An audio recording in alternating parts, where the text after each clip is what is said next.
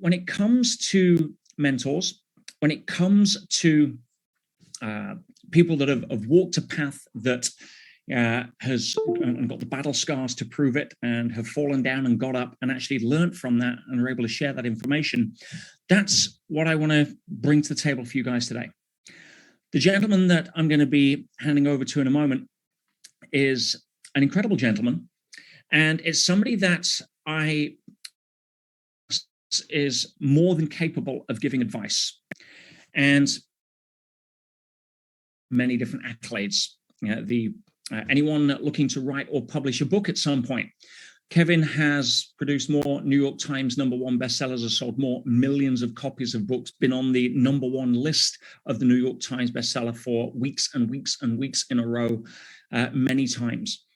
The New York Times called him the master of modern day marketing. The Wall Street Journal has called him America's marketing guru.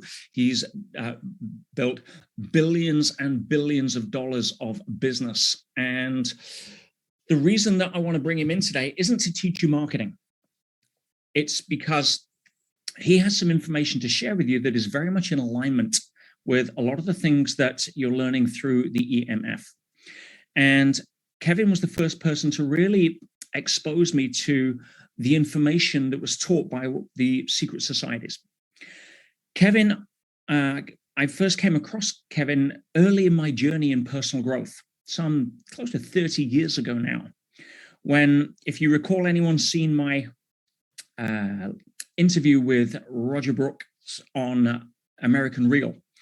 And in part 2 of that, I talk about 3 key skills that, for the time it takes to learn, for the ROI that it gives you for the rest of your life, is an excellent choice of skill to learn. And one of those was memory training. And I first came across Kevin when he became one of the most successful trainers and teachers of memory in the history of the game. Again, that was 30 odd years ago. And some of you I know have also thought, oh, who is Kevin, when we put the email out? And when I had a little look online, and some of you came back and says, oh, hang on a minute, they don't seem to be some very nice things written about Kevin. Well, I'm sure he'll address that. But you can also say the same about me. Yeah, there's some not many nice things been written about me by people who are either unqualified to make the comment, i.e. it's their opinion, or they have an agenda to prevent the things that are being taught from being taught. And I think you'll see very clearly and very quickly that's really what was going against Kevin. He's been exceptionally courageous in his passion for wanting to assist people. But coming back to what I said about advice and opinion, I assess people in terms of the value that they bring based upon the value that I get. Who would think that that's a fair assessment to make? Doesn't mean to say you have to like them, doesn't mean to say that you need to hang out with them, doesn't mean to say you've ever met them, but you can actually really assess the benefit of somebody and look at their character based upon the value that they bring and their intention to serve. And that's why I chose to bring Kevin on today. Not only is he a mentor to me, not only have I learned a huge amount in my journey thanks to this person, not only has he demonstrated what I would call a huge amount of courage, but his willingness to want to share that with others is something that I certainly relate to, and a big reason why a lot of you were attracted to the work that I teach as well. So without further ado, we're going to go for probably about an hour or so with Kevin. I know he's got a lot he wants to share, and please assess Kevin on the value he brings to the table, not on what some third-rate reporter wants to try and put online, because we can all play that game if we want to drop our level of consciousness to that point. And then we're going to have some Q&A at the end, and it's my intention and my hope here that this is going to be an amazing call for all of us. So on that note, Kevin, what an absolute pleasure to have you here, my friend. Well, Peter, it's fantastic. It's an honor and a privilege to be here. Thank you so much for inviting me. For all the people watching right now, you are blessed to have a teacher and a mentor like Peter. He is a spectacular guy, an intelligent guy, but the experience and his ability to communicate that information to you and help transform people is really second to none. So you are all blessed to have Peter as a mentor. And Peter is a very, very dear friend of mine. He's been there. And obviously we both have gone through challenges in our life, but there was a saying by Earl Nightingale. Some people remember Earl Nightingale with Nightingale Coney Corporation. He wrote The Strangest Secret And Earl Nightingale said, successful people are not people without problems. They're people who've learned how to overcome their problems. And that's really where it comes down to. When you listen to people, and Peter talked about advice, you need to be listening to people that have what you want and have been where you are. If a person has gone through a rough road and has overcome those things, that person has a lot of experience. Sometimes you call them battle hardened or battle experienced. They have a lot more knowledge than somebody who's been given that silver spoon or somebody who's had kind of a smooth, easy road. They may not know what adversity is or how to overcome it or how to deal with it.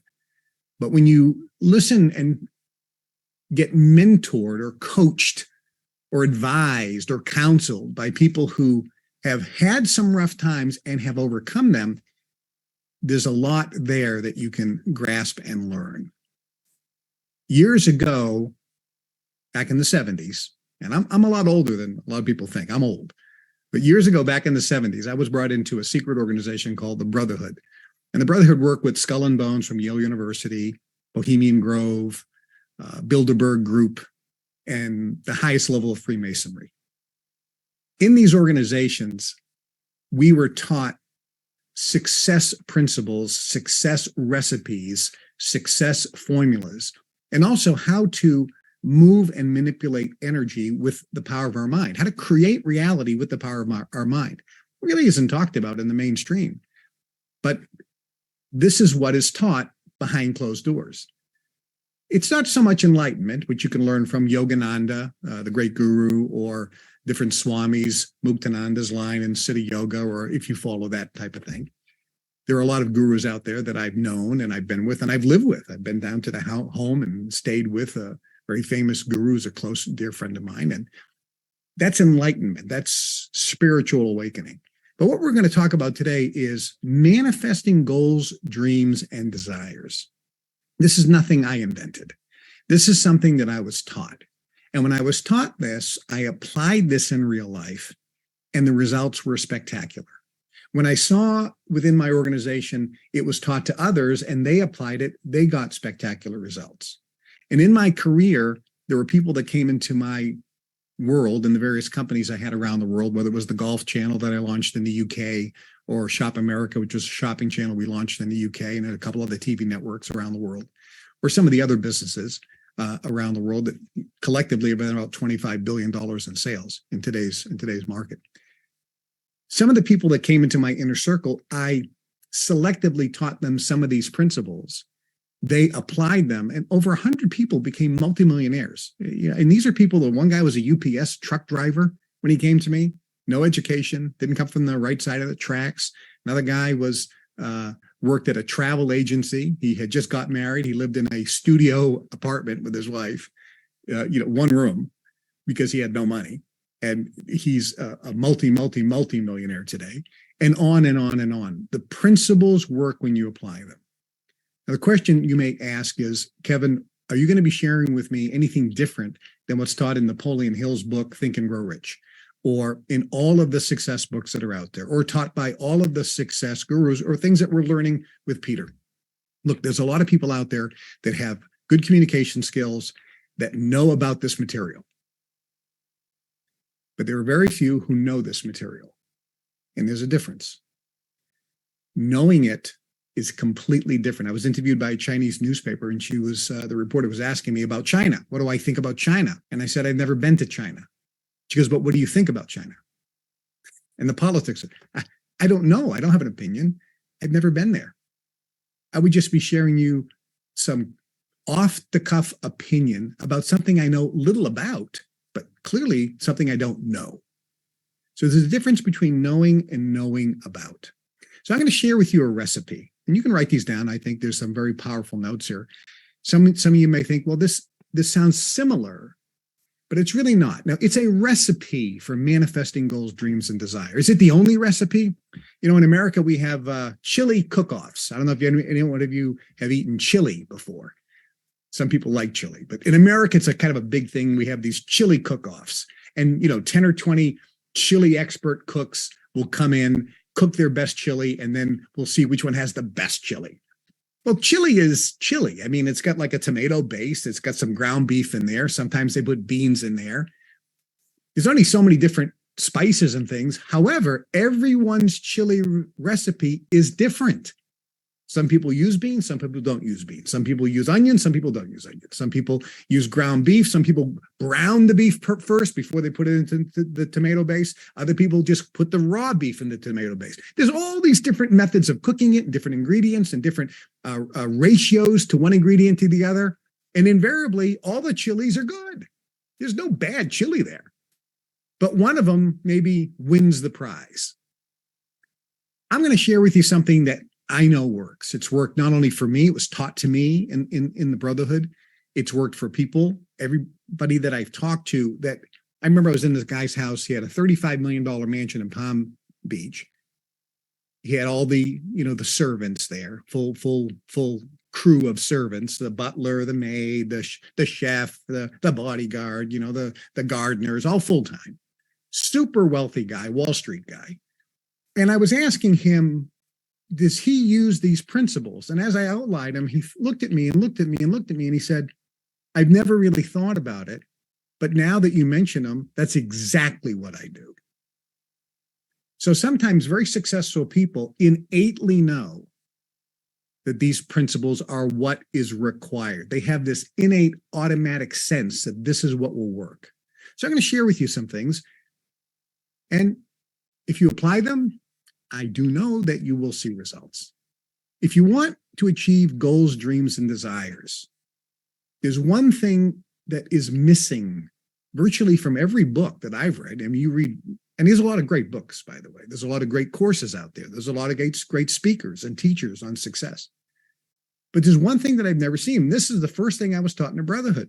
They said, Kevin, if you want to change and improve something in your life, if you want to get something, if you want to get and improve your income, if you want a new car, if you want better status, if you want to improve your health, if you want to change the shape of your body, if you want to get over the fear of public speaking, if you want a relationship, a passionate relationship, if you want even enlightenment and basically to have a sense of inner peace and joy, regardless of external conditions, the first thing you have to do is hate the situation you're in right now. You have to experience pain. This is never talked about. You have to look at what you have and start despising it. It's something I can't live with anymore. This negative energy is what condenses. Negative energy condenses. Positive energy expands. You need to have condensed energy first so that you can release that power and manifest things. That condensing of energy, people very rarely do.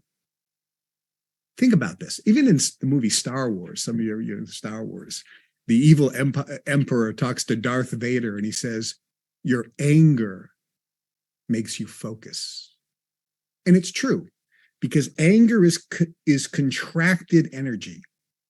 I remember I was in Mississippi at a friend of mine's house, kind of in the South in America, a little laid back, slow kind of, country area. He had a nice house with a big porch on it. And it was kind of an old porch made of wood, wood planks there. And he had this old hound dog, this big old hound dog, like you would in the South in America.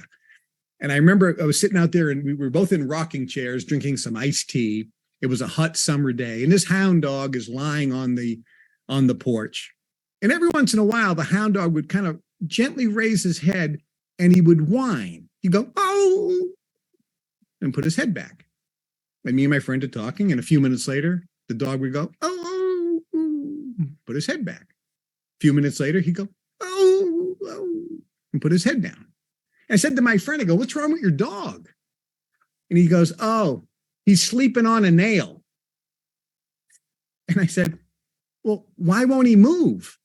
And he said, well, it doesn't hurt him that bad. Think about that. It's like, okay, it hurts, but not enough to make me want to get up and move. Do you understand this? You need to have hurt that you are not going to take this anymore. So much that it condenses the energy so that you can move, that you have to move. There's no other choice but move, which means create what you want in your life. Without this element, you don't have motivation, you don't have inspiration, you don't have drive, you don't have enthusiasm. These are the key elements of manifesting things in your life. People who manifest things in their life, they jump out of bed in the morning because they need to make something happen. They're focused, they're excited, they're determined, they're enthusiastic, they're motivated, they're driven, because you're not being driven by wanting something. You're really more driven by eliminating the pain that you have. This is very powerful. You see, when you really look at, you want a new car.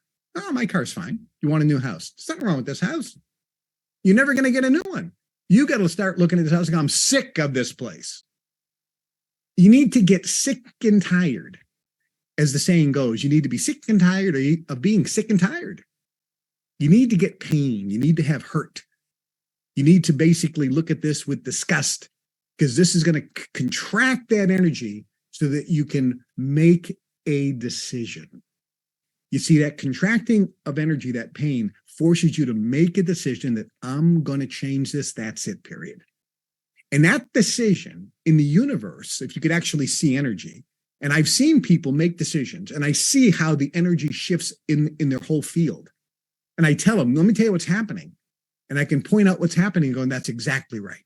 The whole universe is like yawning at you. When you say, I'm going to increase my income by 50%.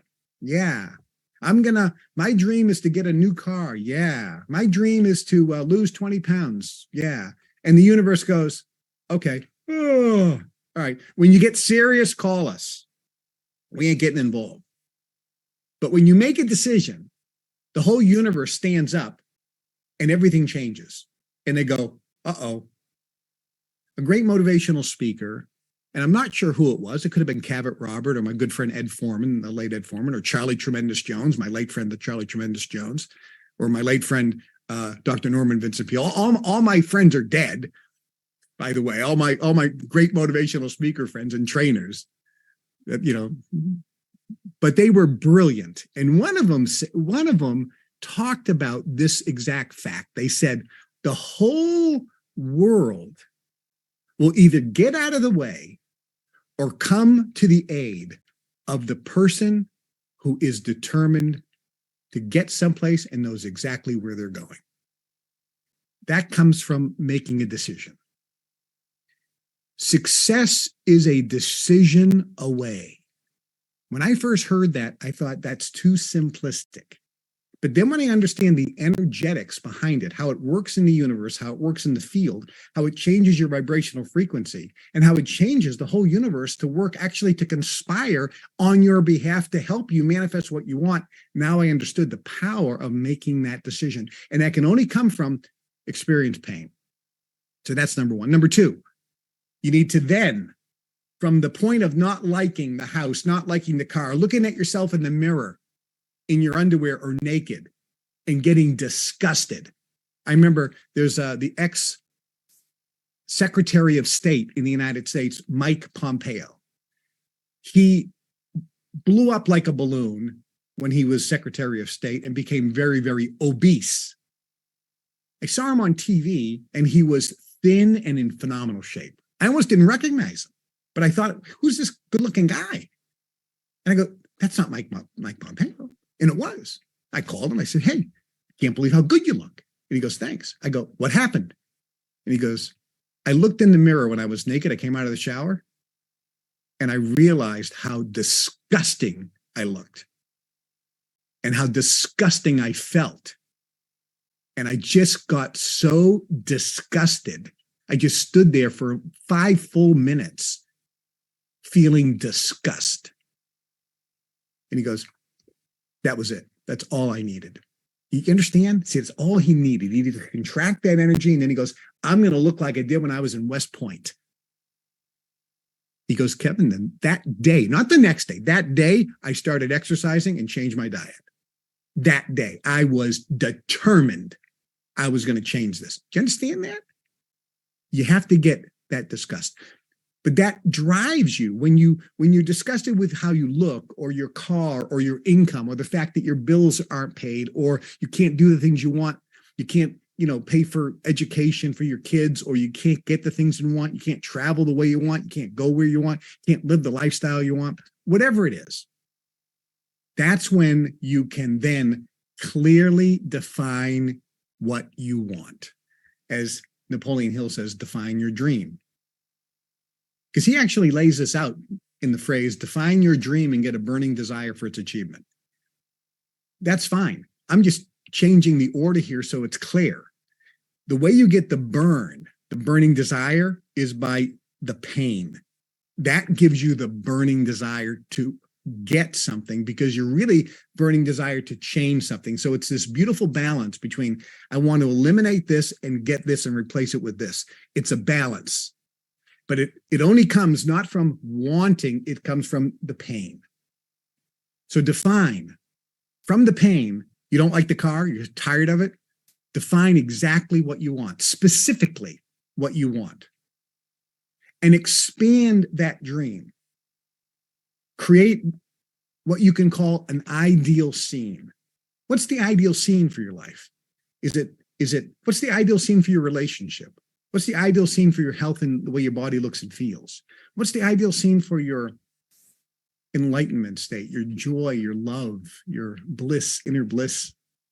I mean, you want to be in a state of high consciousness and awareness so that regardless of what people say to you, regardless of what people write about you, regardless of what people do to you, regardless of your circumstances and conditions in life, you still are experiencing within you this everlasting joy, bliss, and peace that surpasses all human understanding, because you know who you are.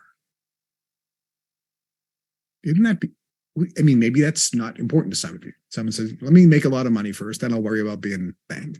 Trust me, Kevin, money will make me happy. Okay, well, it won't, but make a lot of money, and then you'll figure out that doesn't give it to you, and then maybe you'll go down a different road and do them parallel. There's nothing wrong with having financial success, but it's not going to give you really what you're seeking. Hey, there's a lot of successful people out there. I remember Robin Williams. What a talented guy. Actor, comedian, beautiful, beautiful person, giving, generous, so depressed, so miserable his whole life. He had it all. Everyone loved him. Everyone loved him around the world. He had a wonderful family that loved him. Friends loved him. The public loved him. No controversy. Depressed, miserable, kills himself. Why? Because all those things aren't going to give you that something that's missing, that magic. But that step 2, define your dream. Expand your dream. What is your ideal scene? So create exactly what you want. If you want a new car, what kind of car? What color? How much does it cost? Have you done some dream building? Think about exactly what you want. That's step 2. Step 3 is a magical step. You have to write it down. Write down what you want. Why? Why is that so important? People foo-foo this all the time. If you look at energy, first part of energy is a wave. An electron is a wave. When it's observed, it becomes a particle. This is how energy works. When you have a thought about what you want, first, it becomes a wave. When you really focus on it and think specifically about what you want, it becomes a particle in the universe or in your field.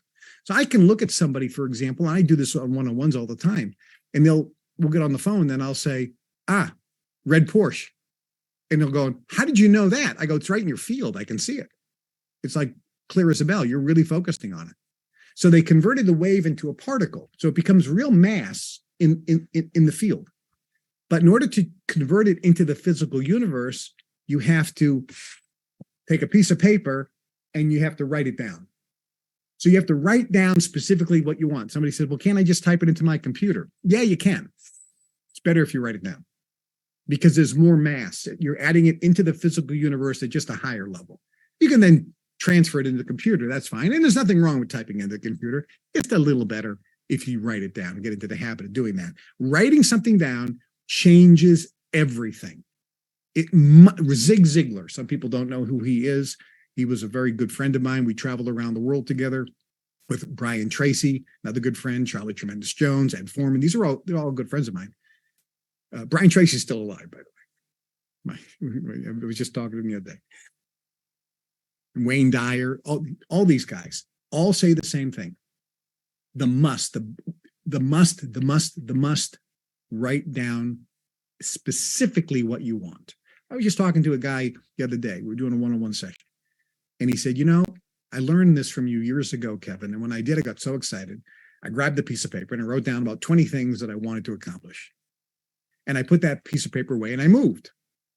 And he goes, 6 months ago, I was going through all my old boxes and I found that piece of paper that I wrote about 4 years ago. He says, Kevin, can you believe that everything on that list had manifested in my life? But the most important thing is I forgot about them. Once I thought about them and wrote them down, it was like I didn't pursue it. I wasn't interested. I stopped thinking about it. It no longer became a dream, but it manifested anyway. This is powerful. There is power in writing something down. So you have to write down specifically what you want. Step 4, there's a concept called dream building. And I learned this, again, in my organization, and it was also taught by a guy named Dexter Yeager, who's a good friend of mine in the Amway business. He had the largest downline in the Amway organization worldwide. He was called the Master Dream Builder. But I learned this in the Brotherhood as a very powerful, specific technique. This also intensifies the energy toward what you want. So it magnetizes and comes into your life, that it virtually is attracted into your life or created into your life. Dream building is where, let's say you want a car. Okay, you write down the car. Go to the car dealership. Look at that car. Touch that car. Because when you physically touch something in the physical universe, things change. Sit in the car. Smell the car. Look at the price of the car. Study the car. But it's touching and feeling. If you want a Rolex watch, go touch and feel the Rolex watch. Put it on. Have somebody take a picture with you having the Rolex watch on. This is powerful. This little trick, it's not really a trick because it's all energy. It's really a mathematical formula. Will start attracting that into your life much faster. If you want a nice home, go look at nice homes. In other words, this is your exercise called dream building. If what you want, you want a plane, go look at planes. Go look at them. Okay, well, I can't go sit in a plane, but maybe you can. Find it out. Figure it out. Put some research. Put some time. Try to touch, feel, smell. Use all your senses with the items that you want. Somebody says, what if I don't want an item? What if I want just a better relationship? How do I picture that? How do I do that? Okay, you can't touch and feel it, but maybe you can go out into the park and look at lovers that are holding hands and imagine what kind of relationship they have. Maybe they're looking at each other in love and you want to be in that type of relationship. You can do the best you can, even with the things that aren't physical. But dream building is critical. Back before the computer, some people wanted to travel and they said, Kevin, how can I dream build? I want to go to Tahiti. I want to go to, Bora Bora. I want to go to the Maldives. How do I dream build? I go to the travel agency and get brochures. So they would go to the travel agency and get brochures. It's even easier now. You can just go online and print everything. So it's perfect. Get pictures. Years ago, we called it a dream board. Then the name changed to a vision board, which is a big old board where you put pictures of all your dreams, all the things you want. So you can look at it and see it and focus on it. And it is a reminder of these are the things you want. Dream building is critical. Dream build. Next, when you know what you want, here's the formula or the recipe at this stage, and it's a critical recipe. You have to see yourself in possession of what you want to attain. And feel now as if you were actually in possession of that thing. If you want a great relationship, picture in your mind yourself in your ideal relationship. You and that your lover holding hands, looking at each other. She's looking at you, he's looking at you in so much love. You're looking at them and feeling your heart flutter. Can't keep your hands off each other. You talk. You just love communicating. You love being in each other's company. You laugh. You have great passionate lovemaking, et cetera, et cetera. Whatever your picture is, picture that and then feel now as you would feel if you were actually in possession of what you want. That's the feeling. This is critical, and this is a critical part of the recipe. It's a critical element. Picture and feel now as if you are already in possession of it. Sounds simple. We can do this. And this is where almost everybody screws up.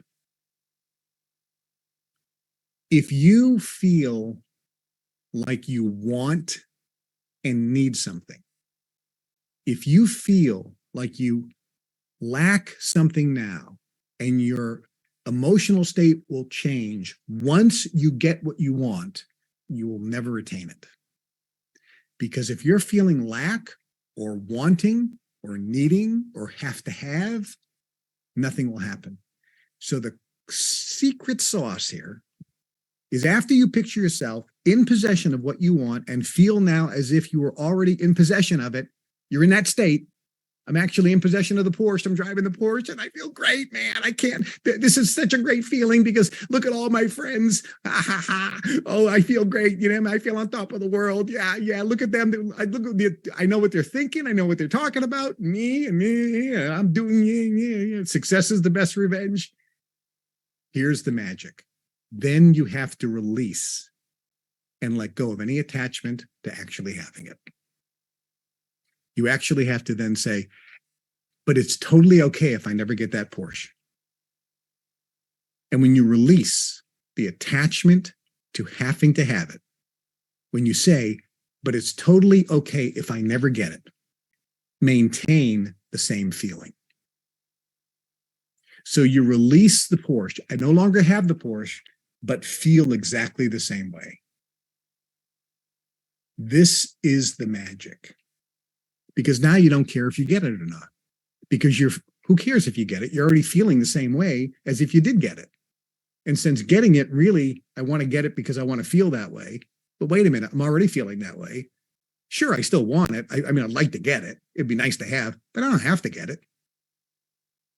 Because I'm already feeling as if I had it, even though I don't. So I really don't care if I get it. When that happens, the magical thing occurs in your life. You're the one who says, when I least expected it, that's when it happened. We've all said that, when I least expected it. Why? Because you released, you surrendered, you let go. The need of actually having it. So you weren't even expecting it anymore. That's when it comes. That's the power, the release. Next, number 7. You have your dreams, your goal, your big picture item of what you want. But realistically, that ideal scene for your life could happen 5 years from now, 2 years from now, long time. It's a dream. Now, doing these steps eliminate what Gordon Ramsay told me. Gordon Ramsay said, you have to have a dream, but you can't live in a dream world. In other words, you can't be delusional. So you have these big dreams. You feel now as if you're already in possession of them. You release the attachment to them, but you're going to be in a dream world. You have to do the next step. The next step is you break down that dream into a singular chief aim.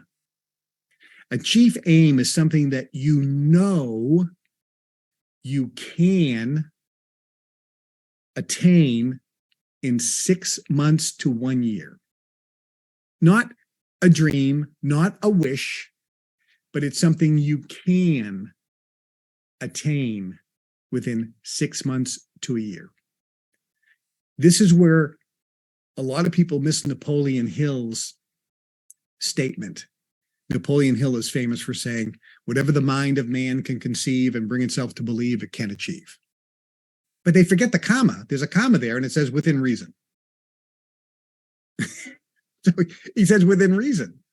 I remember Zig Ziglar was, giving a motivational speech, you can do anything, real rah-rah, real enthusiastic. You're a winner, whatever you can dream, you can achieve. And the reporter grabbed us after the presentation. We were sharing the stage that day. And the reporter says, hey, you're a pretty positive, motivated guy, Mr. Ziglar. Yep. So do you think you can attain anything and do anything with a positive attitude? And Zig said, actually, you can't do anything with a positive attitude, but you can do everything better than with a negative attitude. And I laughed. And that made really sense. You can't do anything, but you can do everything better. So your goal has to be reasonable. Your dream can be unreasonable. Your vision, your dream can be so big, it may take 3 lifetimes to accomplish. So your dream can be unreasonable. And the bigger your dream, the better. But then you have to now get realistic if you really want to make things happen, because you have to come out of the dream world, out of delusion, out of fantasy land. Hey, welcome to fantasy. I see people all the time. I'm going to do this and this and this. And I go, welcome to Fantasy Island.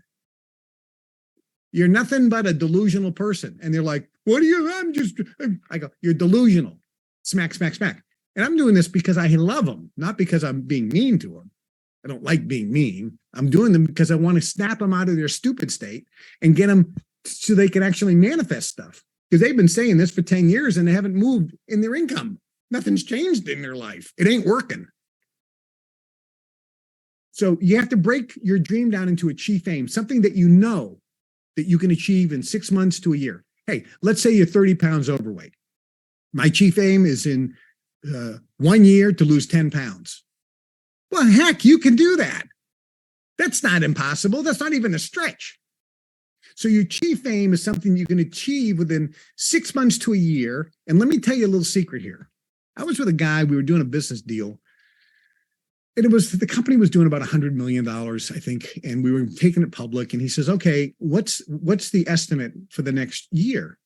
And I says, I think we can hit 200 million. I think we can hit 200 million. And he took his pad of paper. He had a pad of paper because he was writing notes. He took his pad of paper and he threw it at me.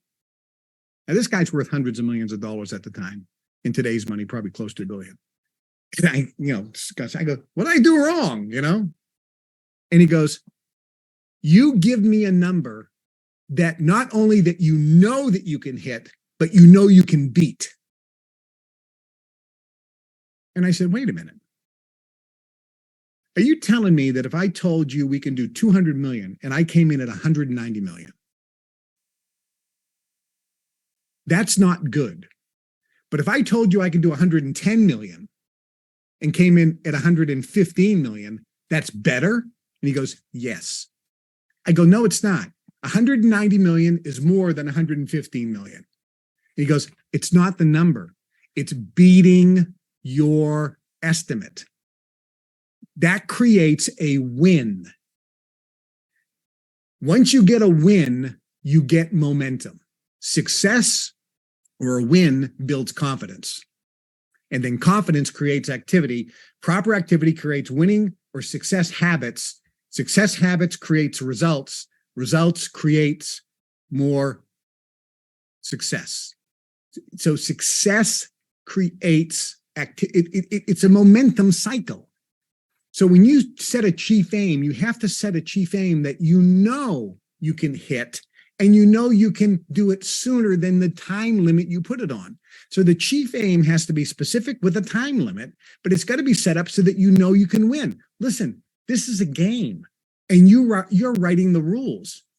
Write the rules so that you always win, because that creates success. It creates confidence. It creates momentum. We see it in sports all the time. Teams not doing well, and then they say all they're trying to do is get some little victories here so they can build some confidence up. You need victories. You need wins. You need to set a goal and not only achieve it, but surpass it, and surpass it sooner than the date that you put. This creates momentum, confidence. It's a momentum cycle. Very powerful. So break down your goal, your dream into a chief aim, something that you can easily hit within 6 months to a year, that you know you can. Then you break down that into an objective. Now look, let's look at military. Military is a good example of this. The dream is to win the war. Let's say in the Second World War. The dream was to win the war. Okay, good. What's our chief aim? Our chief aim is to land on the beaches of Normandy and get a foothold. So we have a chief aim. Okay, good. What's our objective after that? Our objective is going to be, let's get to Cannes. Let's get Montgomery to get to Cannes, D-Day +5. So we have an objective. We have a time limit, something that we can achieve in a short period of time. An objective is something that you need to get to on your road to the dream. So if you look, it goes this way. First, you have the dream over here. This is far away. Then you have your chief aim. And then over here, you have your objective. And here's you. So you're going, in order to get to the dream, I have to hit this objective, this chief aim, that gets me closer to my dream. And every time we attain or reach an objective, reach our chief aim, we set a new chief aim and a new objective. And then a new chief aim and a new objective. This is how people build things. They're always going toward the target. They know where they're going. Having specificity is really significant and important. So you have to have your chief aim and you have to have your objective. And again, they must be written down. Right on that wall over there, I got my dream, right below, and then at the top, and then right below it, I got our chief aim. And then right below that, I got our objective. Now, the objective is something that you're going to, sometimes you can call that a goal, an objective or a goal. That's something you want to achieve within 1 month to 3 months. And again, something you know, as long as you do the actions, you can get it. It's not fantasy. It's not something that's, outrageous. It's reasonable.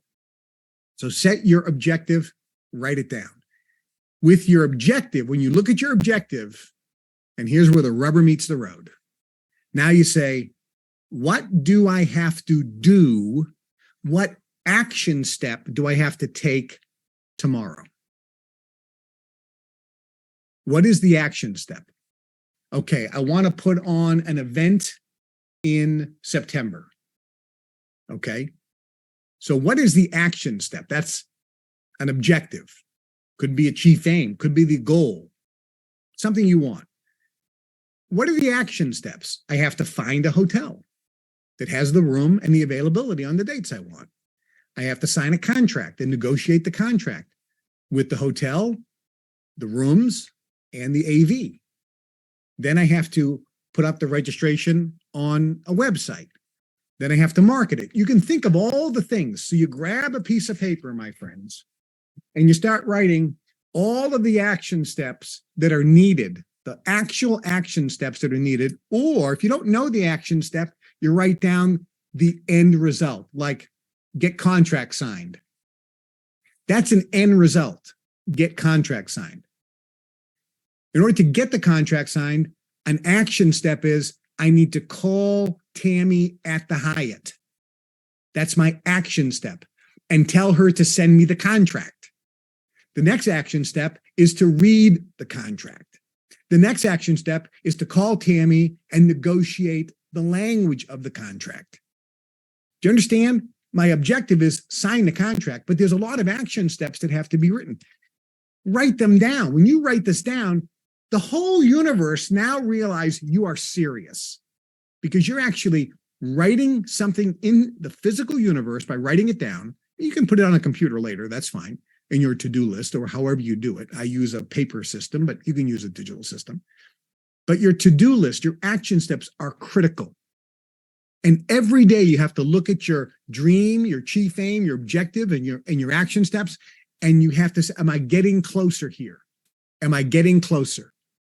So how do you do this? You chart your progress, the last step.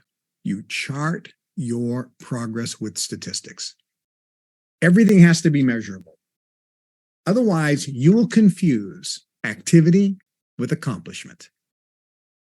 And that's not my phrase. I learned that from Zig Ziglar. Confusing activity with accomplishment. Most people do that. They're not getting anything done, but they're always busy. But if you chart your progress, and I'll give you an example. When I say chart your progress, this is a chart. That's a graph. It's done in a very specific way. The down line is bad, it's red. The up lines are good, it's black. So this is a specific graph. It's very important that it's 8.5 by 11, unless you're using an A4 if you're in Europe, that it's a long way, not this way. It's this way. These numbers are weekly. You graph charts almost always weekly. That's the best unit of time. Sometimes monthly, sometimes quarterly. Weekly is found historically to be the best. Sometimes daily, if it's a short project you're working on, sometimes daily, but weekly gives you trends. And the trend, you want the line to be going up. Now, if you look at this particular one here, there's an art to reading this. Someone says, this looks like a great line. Look at this line going up. Yeah, but look at the line from here to here. It's not going up that much. If you were to draw a line right across, it's almost flat. So that's the real graph. So if you really look, the graph goes from here to here and then to here. So it went up and then it's flat. So we need to get this to go steeper. By looking at this, we know what we have to do. We now come up with what action steps do we have to take to make that happen. See, this is how stuff is created. People always think, well, I always thought the law of attraction said you can just sit there and do nothing and, everything would just be coming into your life. Look, you can sit there and do nothing. And what will come into your life? What will come into your mind? The universe will tell you what to do. That's what comes. People say, Kevin, you always said, don't worry about the how. Your training balance scale that you taught us says spend 90% of your attitude, 90% of the time on your thoughts, on your thinking, on your vibration, on your feelings, and only 20% on the technique, on the methods, on the systems, on the to-do and the actions. That's true. It doesn't say 0%. It says 20%, not 0. Because what happens is when you don't know what to do, but you picture the dream, you picture the ideal scene, the universe, when you make that decision, you go through these steps, the universe will then pop in your mind, I know what to do now. I need to call this person. I need to check that out. I need to go here. I need to do that. All of a sudden you get motivated. And actually it's really different than motivation. You get inspired to take action. And now you actually love the process of creating. Because that's what the joy is. You've heard the phrase, success is a journey, not a destination. The journey is the reward, not the destination. Why is that? We are creative beings. When we are in the process of creating something out of joy and love, we love to do this. We love the joy of creating because we feel now as if we would and will feel when we actually achieve what we want. That's why we get what we want. Our feeling doesn't change. If you look at guys who started businesses when they were working out of their garage, they were in a state of bliss working out of their garage, and they didn't have 2 nickels to rub together. They were eating tuna fish out of a can. And then all of a sudden they build Apple Computer and they felt the same way. I was talking to a guy, we were at the Golden Door Spa for a week. He was one of the founders of Google. One guy's worth, I don't know how many billions. I'm not going to ask him, but he was one of the beginning guys, and he's retired. He's in his 30s. And he was, I'm traveling the world and blah, blah, blah. And I asked him, I said, when you started, were you making any money? No. Were you happy? I was so happy. It was unbelievable. And I says, when you made money, did things change? And he goes, Not really. If anything, I became a little less happy because I had all the stress and pressure. Isn't that interesting? Because he achieved it because he felt then as if he thought he would feel when he attained what he was looking to attain. But it's not about attaining it. It's about building it. Listen, you go to see kids on the beach and they say, I want to build a sandcastle, or in the snow, I want to build a snowman. Where's the fun here? They didn't say, I want to have a snowman. I want to have a sandcastle. Oh, little Johnny, little Susie, you want a sandcastle? I'll bring in an architect here. We're going to build you the perfect sandcastle. Then I'll give it to you. They're going to go, no, I want to build a sandcastle. Yeah, but it's not going to be as good as the one I build with these 10 guys. I don't care. I want to build a sandcastle. I want to build a snowman. I want to build a fort, even though it's going to be terrible. They don't want a fort. You understand? We love creating. So when you follow these steps, you all of a sudden get in alignment where you're now creating. And that gives you immense joy, even though you don't have yet what you want, because you've also released the attachment to it. So charting your progress is very, very significant. Now, if you break this down, there's a few little items you can just make a little note of. All these items are incredibly significant. Number one, you have to have a specific dream. It has to be specific. It has to be clear, because you can't hit a target that you can't see. Neither can you hit a target you don't have. So when I ask people, what's your goal? What's your objective? Well, just live a good life. Nothing's going to change in your life. You got to have something specific, even if it's small. I want to get a little garden in my backyard. I want to clean the garage. What's your goal? What's your chief aim? You know what my chief aim is? Organize my closet. Perfect. I mean, it's no wrong dream. I want to organize my closets.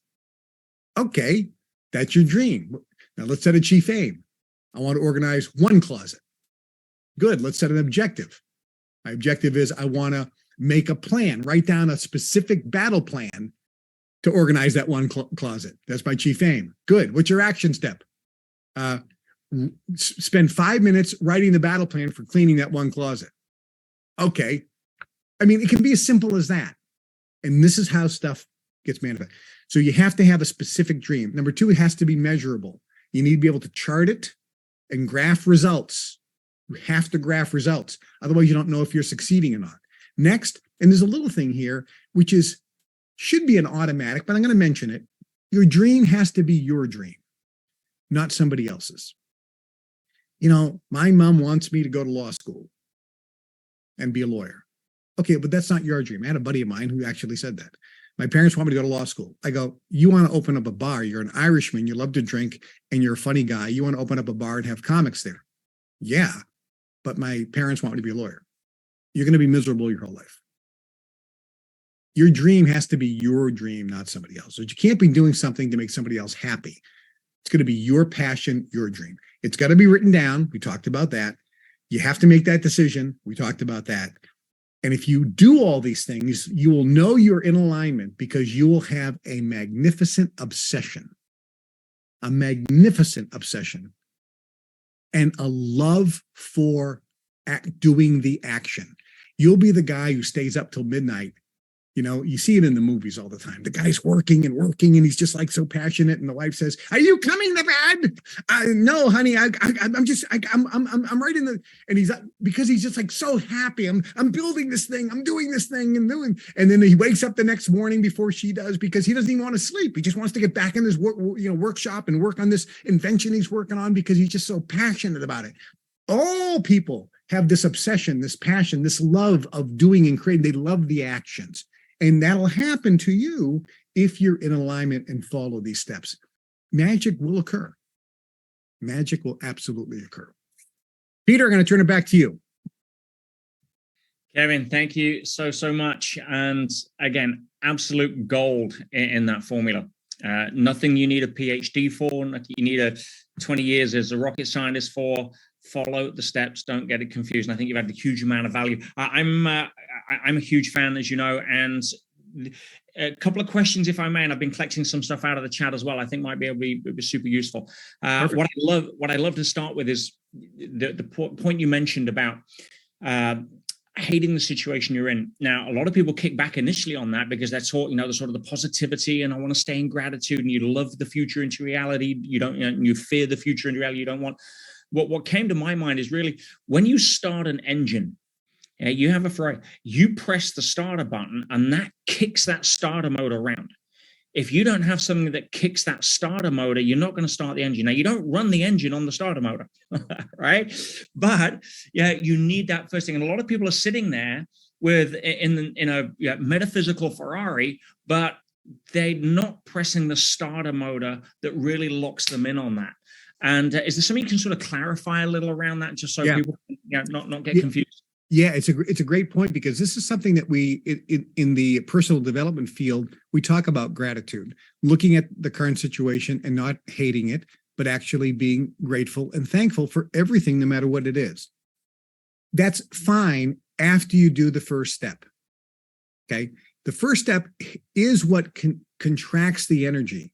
And there's what's called sound good advice, which sometimes misses the mark in terms of what's actually occurring. I'll give you an example of this. For golfers out there, there was a great golfer named Ben Hogan. And Ben Hogan had a photograph where he was hitting the golf ball.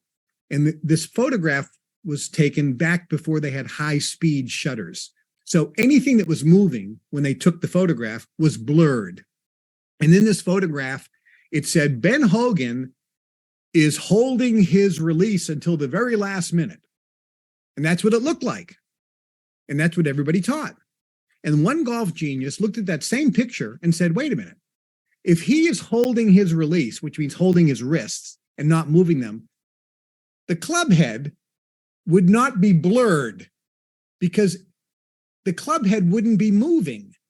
But the club head in this photograph is blurred, which means it's moving like that, really incredibly fast. He's not holding his release at all. He's released the club head. And then this genius said, hey guys, instead of holding the release, try releasing the club head and see what happens. And virtually within 30 minutes, everybody was hitting the ball farther and dead straight. So what people thought was occurring actually wasn't occurring. So what occurs here is, yes, we have to be thankful and grateful. When there's a catastrophe in our life, we can't hate it. We have to be thankful and grateful that the universe is supplying this tragedy into our life for our ultimate benefit, because the universe doesn't do things to us, it does things for us. But when we look at that car, we have to build up that disgust so that we can, it's like a springboard. We then shift that energy into the positive. When you take that negative ball of contracted energy, and this is where there's a misnomer. There's not good energy and bad energy. There's only energy. Okay, if you look in the clouds in the sky, oh, there's a white fluffy cloud, good cloud. Oh, there's a black cloud that's angry and it has lightning and there's thunder coming out. That's a bad cloud. No, they're just two clouds. So when you look at energy that's contracted and black isn't bad energy. It's just contracted black energy. And when there's expanded white light energy, it's not good energy, it's just expanded white light energy. They're on the same, it's like, oh, this is bad temperature, this is good temperature. No, it's just degrees of heat. So energy is the same way. We take contracted energy and we then use it and explode it into what we want. This is Esther Hicks, the teachings of Abraham, calls it a rocket of desire. This is what Napoleon Hill calls a burning desire for what you want. In order to get that burn, you have to have contracted energy first. Then you are in a state of joy, bliss, and peace, gratitude, and so forth. And you can be thankful. I'm really thankful that I hate this car because it's given me the motivation to get a new one. I'm glad my car broke down, because now I am so pissed off that I want the new one. Do you see the difference here? So there's actually, you're looking at what's around you as a blessing to motivate you, to give you the oomph so that you can clearly define what you want. This is called contrast. And unless you create contrast, you can't clearly define what you want. If you're in a crappy relationship, just look at all the things you don't like about it. That will help clarify what you do want. And then focus on what you do want with, obviously, love and gratitude for the crappy relationship, because it allowed you to clarify what you want. Beautiful. But it starts, like you just said, that was a beautiful example, that starter on an engine. You got to get the juice going. No, outstanding. And I'm just going to add a clarification here to Angelique in the chat as well. She says, being disgusting at yourself or accepting yourself. There's a difference here between when you look at your body in the mirror or you look at your banker, you're not being disgusted with you. You're not attaching an identity to that, because that can backfire. What you're disgusted at the situation. Now, so it's like, I look at my body, it's like I'm disgusted at the body. But if I sit there and start getting upset that, I'm disgusting, then we're off on a different tangent. Big difference. And that's a very good point, Peter, because you don't criticize the performer, but it's okay to criticize the performance. Bang on. Okay. And we can't be delusional. We have to be honest. And if I look at my body and say, you know something? Okay, I don't like the way my body is. I'm a great person. I'm a wonderful being. And if I want to change my body, I can. Now, guess what? If you're 350 pounds and you look in the body and say, you know something? I love my body. There's nothing wrong with that. There is no disgusting body unless you choose that you want to change it. So there is no disgusting bodies. There's no perfect body or anything like that. You look at it and you make that decision.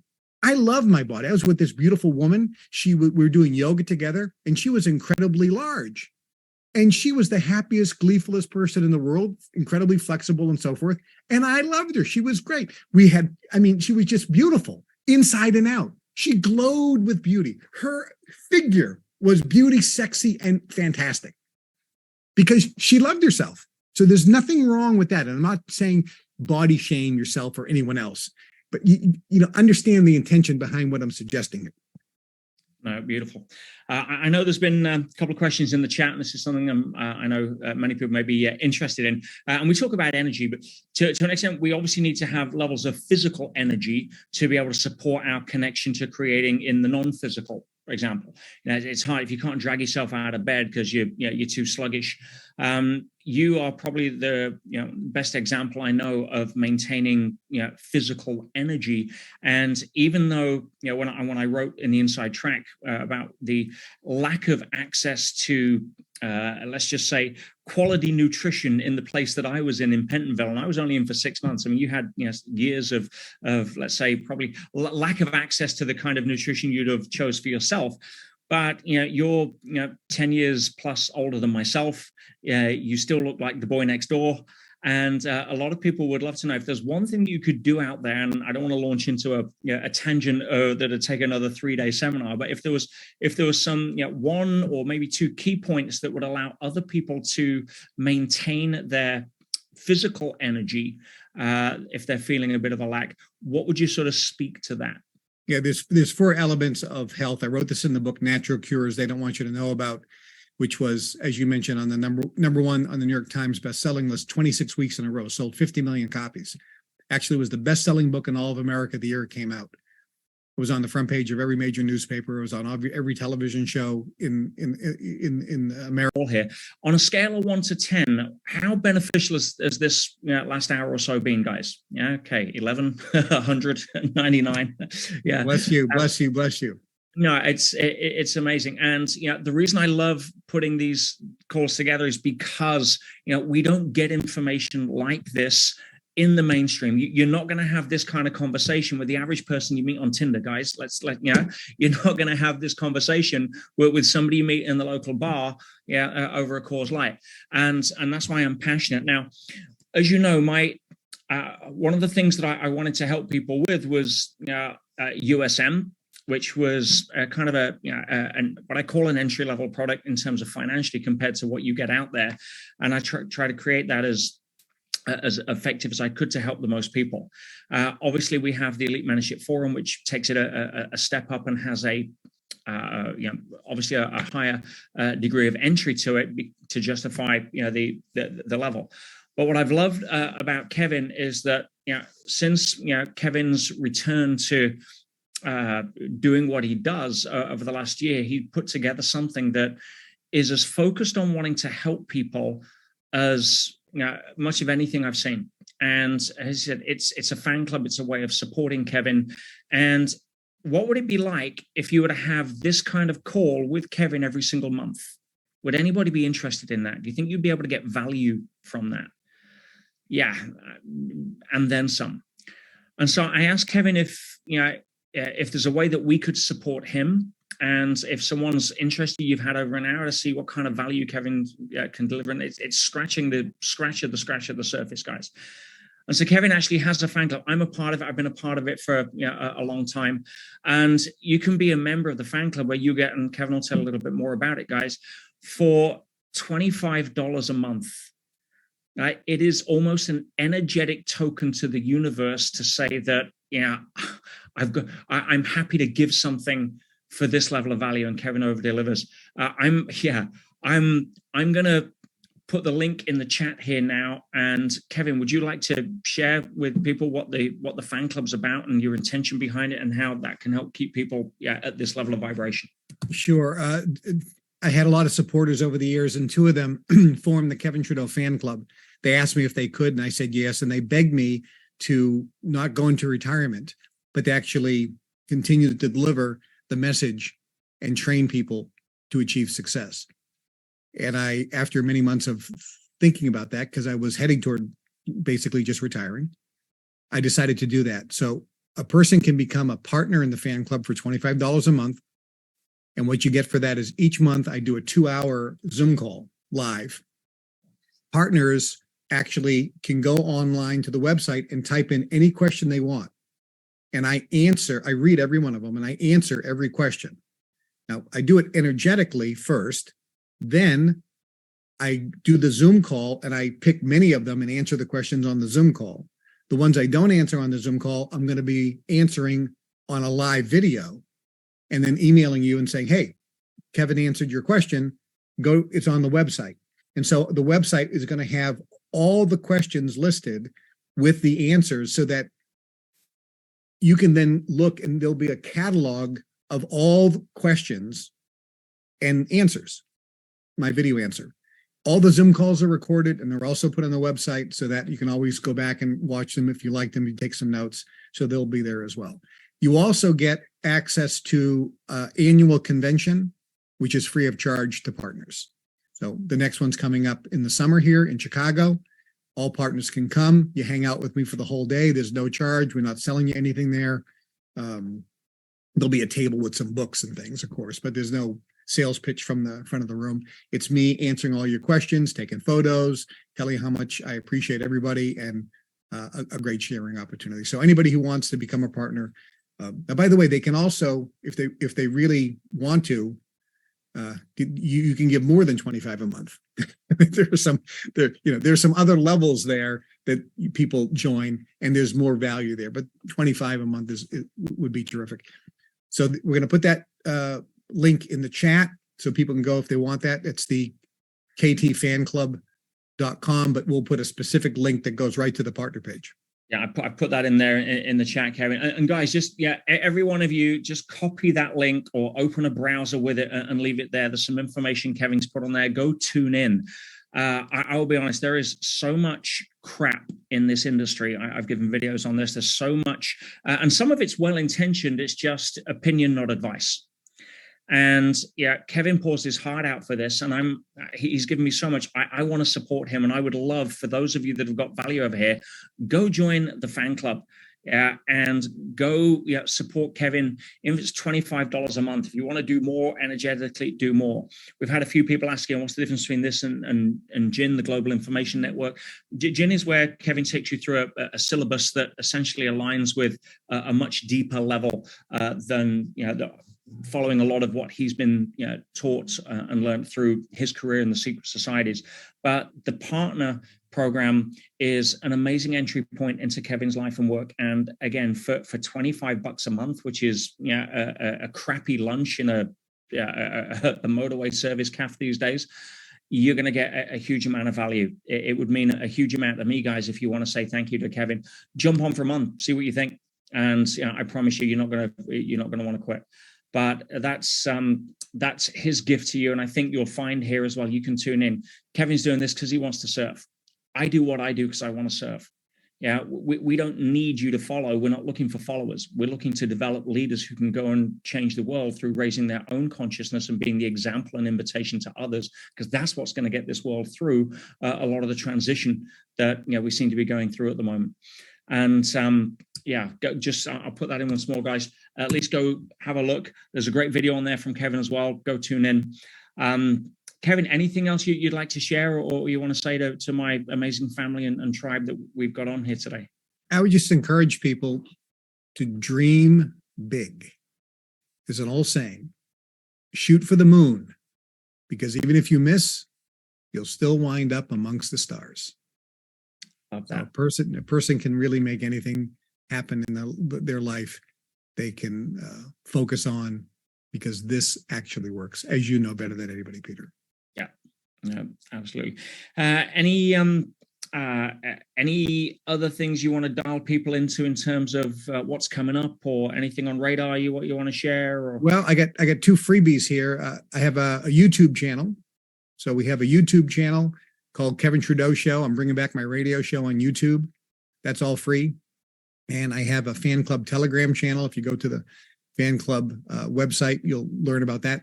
On the Telegram channel, that's all free. Sometimes I leave a lot of free training there. That's great.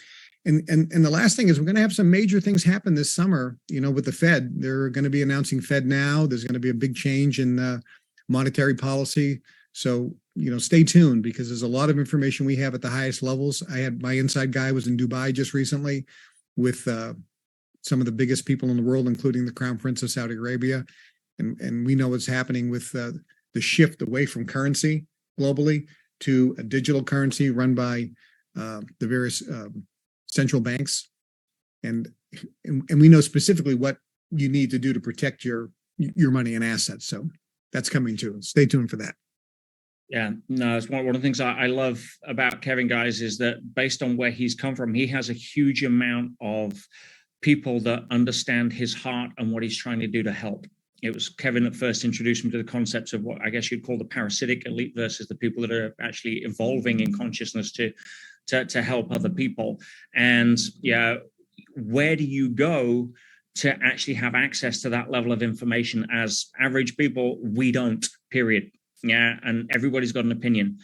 Kevin has a Rolodex. I mean, he's mentioned a very small number of names on here of people that we know as legends that he classes or has classed in the past when they were around as dear friends.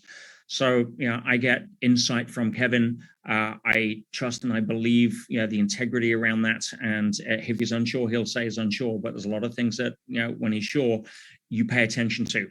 And for $25 a month to get a hotline into upcoming events that can help people, trust me, that's something you want to, that's a phone number you want to keep in your diary. So Kevin, I just want to say again, on behalf of my dear family here of the Elite Mentorship Forum, my Ultimate Self-Mastery students, my staff, my team, my tribe, all the people that I wouldn't be able to do what I do without, and all the people here that have given us the blessing of their time, I want to say a huge, huge thank you. You mean a lot to me, my friend. I know we're going to be connecting in person at some point very soon. That's no doubt going to happen. And if there's anything that we can do to support you, then just let us know. I'm sure everyone here has had an amazing sense of value from this. And I know that it comes from just an amazingly pure place. So it's been an honor and a privilege, Peter. Thank you so much. If there's anything I could ever do to serve you in any other way, please let me know. And everybody who's watching, you are blessed to have such a great mentor in Peter. There really isn't anybody better out there. So just grab onto his coattails, everybody, because he's going, that train is taking off and you want to be on it. Awesome stuff. Enjoy the rest of your day, my friend. Guys, thank you so much. Stay amazing, and we'll speak very, very soon. Take care.